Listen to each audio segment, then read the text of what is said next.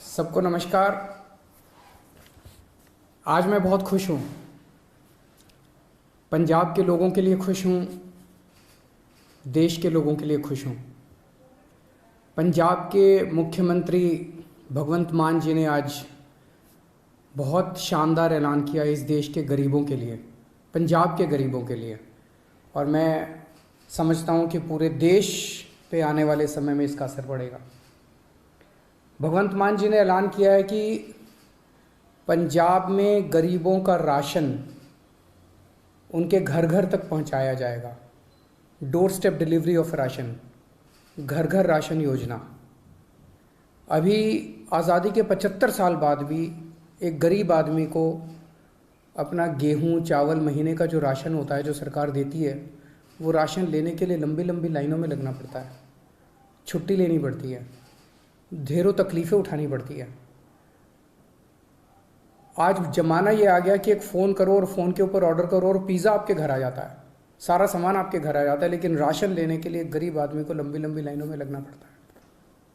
तो घर घर राशन योजना के तहत लोगों का गेहूं या आटा या दाल जो भी है, चावल, वो अच्छी सी पैकिंग करके, बोरी में पैकिंग करके आपके घर का जितना भी बनता है वो आपके घर में सरकार हर महीने आपके घर में दे के आएगी।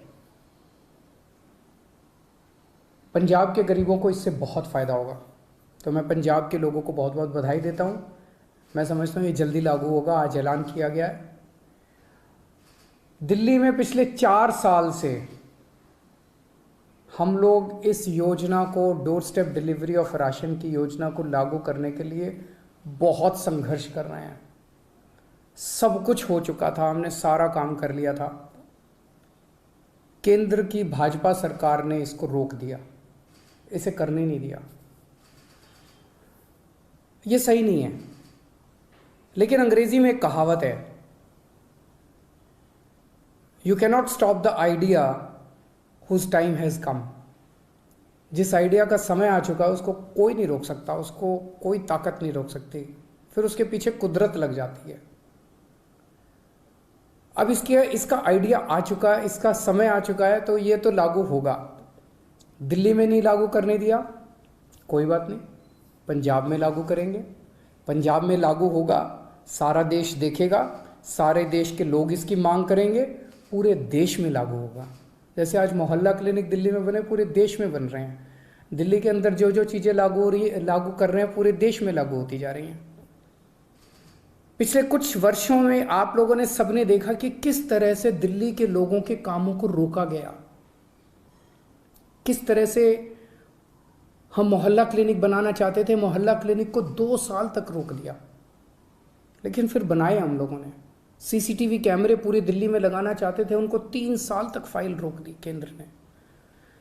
स्कूल बनाना चाहते हैं उनको रोका जाता है, अस्पताल बनाना चाहते हैं उनको रोकने की कोशिश की जाती है। पिछले 75 साल से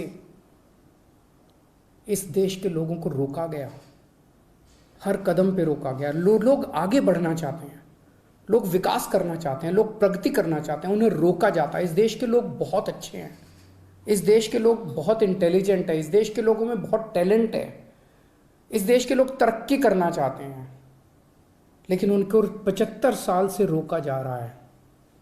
लेकिन अब लोग रुकने वाले नहीं हैं। अब लोगों ने ठान लिया, अब लोग खड़े हो गए हैं। 2 राज्यों के अंदर लोगों ने कट्टर ईमानदार सरकार बना दी है। अब ये देश तरक्की करेगा, अब ये देश आगे बढ़ेगा। मैं उन सब लोगों को कहना चाहता हूँ, सभी ताकतों को कहना चाहता हूँ जो इस देश को रोकने की कोशिश कर रहे हैं, कि आप जो मर्जी कर लीजिए, अब ये देश रुकने वाला नहीं है। नमस्कार।